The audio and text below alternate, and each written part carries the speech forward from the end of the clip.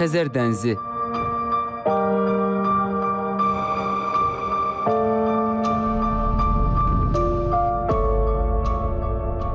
İlbəil quruyan dənizin son illərdə səviyyəsi 3 metrdən çox azalıb. Bəzi sahillərdə isə dənizin xeyli geri çəkildiyi daha aydın müşahidə olunur.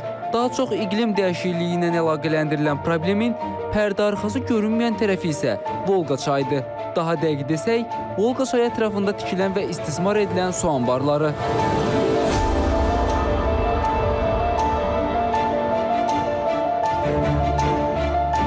Mütəxəssislər hesab edir ki, Xəzərin əsas su təchizat mənbəyi olan Volqa çayındakı mövcud vəziyyət dənizdəki hazırki mənzərəni şərtləndirib.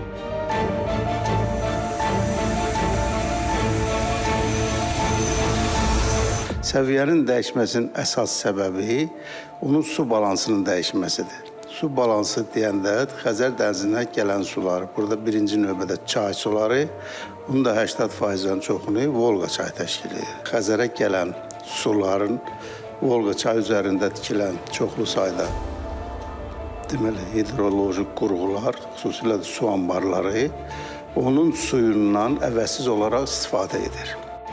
Ekspertlər bildirir ki, bir vaxtlar hidroelektrik enerji və suvarmadan daha səmərəli istifadə məqsədi ilə tikilən bu anbarlar son illər az qala Xəzərin nəfəsini kəsən maneə rolunda çıxış edir.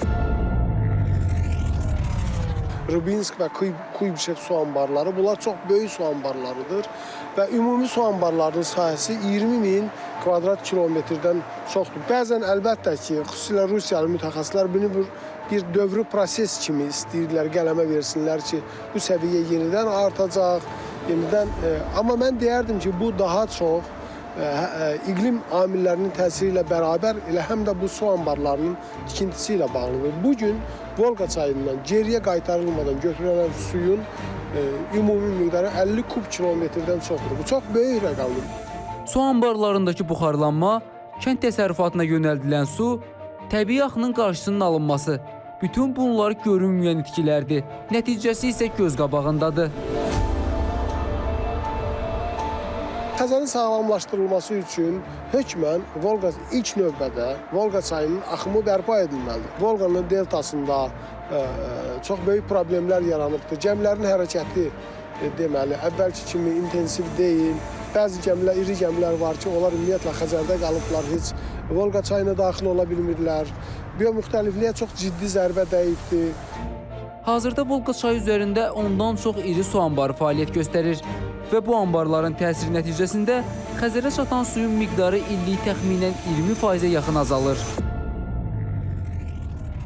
Vurğun Mədətov, Atababa Vəliyev, İTV Xəbər.